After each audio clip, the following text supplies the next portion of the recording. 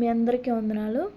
ఈరోజు వాక్య సారాంశం ఏంటంటే ఆత్మఫలాలు. ఆత్మఫలాలు ఎన్నండి? 9. అవేంటంటే ప్రేమ, సంతోషము, సమాధానము, దీర్ఘశాంతము, దయాళత్వము, సాత్వికము, మంచితనము, ఆశా నిగ్రహము, విశ్వాసము.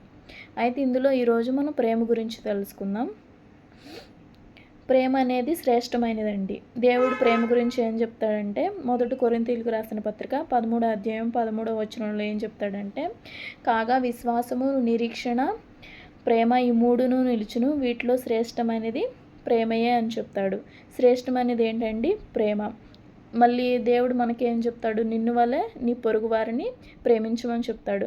మనల్ని మనం ఎలాగైతే ప్రేమించుకుంటామో అలాగే మనల్ని కూడా ఇతరులని ప్రేమించాలి, ఇతరులకు సహాయం చేయాలన్నమాట. అలాగే మొదటి యోహాను 5వ అధ్యాయం 3వ వచనంలో ఏమని చెప్తాడంటే, మనం ఆయన ఆజ్ఞలను గైకొనుటే దేవుణ్ణి ప్రేమించుట అనమాట. మనం దేవుని ఆజ్ఞలను గైకొనుట చేత మనం దేవుణ్ణి ప్రేమించడం జరుగుతుందన్నమాట. దేవుణ్ణి ప్రేమించడం అంటే మనం దేవుని ఆజ్ఞలను గైకొనడం.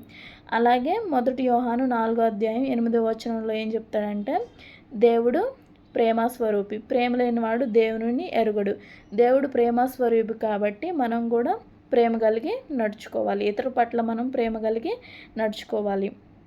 అలాగే ఎఫెసీయులకు రాసిన పత్రిక 2వ అధ్యాయం 4వ వచనం, అయితే ఆయనను మనం దేవుడు కరుణా సంపన్నుడై ఉండి మనం అపరాధముల చేత పాపముల చేత సచ్చిన వారమై ఉండగా క్రీస్తు మన కొరకు తన మహాప్రేమ చేత క్రీస్తుతో కూడా మనల్ని బ్రతికించాడనమాట.